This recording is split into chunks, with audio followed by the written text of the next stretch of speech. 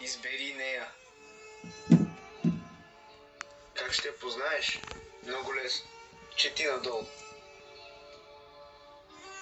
Когато става въпрос за жената, която трябва да избереш, въпросите изчезват. Защото всичко се вижда. Тя не се слива с тълпата, тя се откроява. Има едни специфични очи и не е нужно да са сини или зелени. Те просто блестят. Косата й живее и не е нужно да е руса или черна. Тялото й не е перфектно, но трепти, когато те види. Усмивката й става убийствена, когато я заговориш. Тя мечтае за теб, живее за теб и най-важното, купнее за теб. Жената, която ще те прави щастлив, е особена. Тя не е най-красивата, но е най-прекрасната за теб. Не е най-добрата, но е тази, която ще прави теб най-добър. Която ще изкарва положителното от теб. Понякога ще ти дига кръвното, но скучната жена, приятелю, не е твоята жена. Твоята жена е огън. Тази, която ще те гори, ще те топли, ще те пази, ще бъдеш само неин и на никоя друга. Но и няма да й се наложи, защото когато си с нея, няма да искаш да погледнеш друга. Тя ще ти е достатъчна. Ще те гледа с ококорени очи и ще вижда единствения.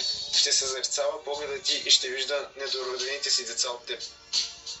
Ще се взира в теб и ще вижда двама ви след 50 години, хванати за ръка, изпомняйки си младините ви.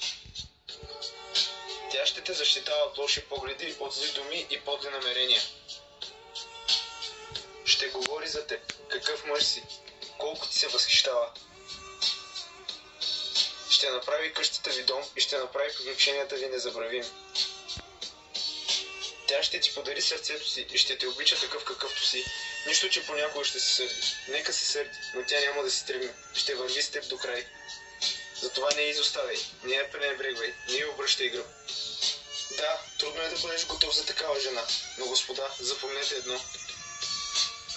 Ако веднъж не бъдеш готов, то когато си, тя ще се отишла.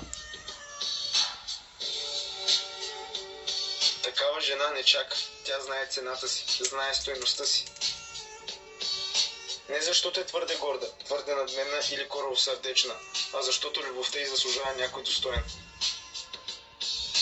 И ако ти не си, не чакай да станеш, а я избери, защото младежо знае едно. Една жена обикне ли те и дадеш ли целия свят, тя никога не би си тръгнала, не би изоставила любимия мъж. Ако го направи, то тя не е била правилната. Затова, господа, мислете на време. За такива жени се решава веднага. За такива жени има само две времена. Сега или никога. А не я питай. Тя отдавна те е избрала.